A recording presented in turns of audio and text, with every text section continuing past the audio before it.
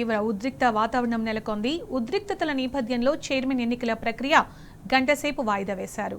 Voting ప్రక్రియ జరుగుతున్న హాల్లో తోపులాట జరిగింది.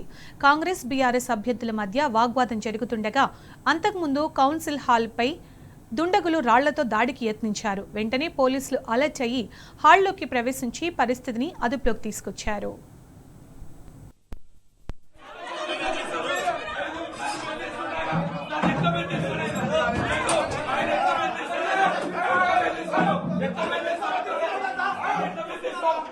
సభ్యులు విల్లింగ్ ఆయన అటెండ్ కాకపోతే వీఆర్ నాట్ నో అబ్జెక్షన్. ఆయన వాంటెడ్లీ కిడ్నాప్డ్ ఇక్కడ ఈక్వేషన్ చేంజ్ అవుతుంది.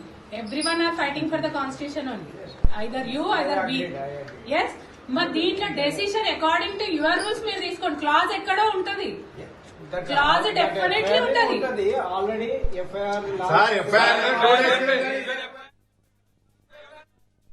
టెంపుల్ ఉంది. ఆ టెంపుల్ కు దూరంగా నుంచి అక్కడి నుంచి ఒక ఇద్దరు వ్యక్తులు రాయి వేయడం జరిగింది.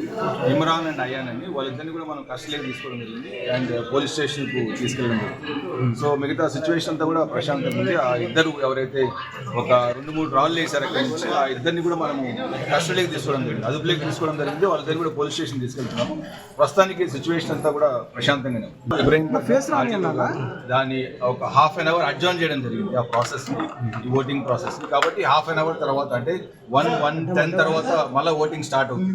సో అప్పటి వరకు కూడా అందరూ వాళ్ళ రూమ్ లో కూర్చున్నారు, మాట్లాడుతున్నారు అండ్ ఆర్డీఓ గారు కూడా పక్కన రూమ్ లో కూర్చున్నారు. 1 తర్వాత మళ్ళీ ఓటింగ్ స్టార్ట్ అవుతుంది. సో ఇప్పుడు వరకు ½ an hour వరకు దీన్ని అడ్జార్న్ చేయడం జరిగింది.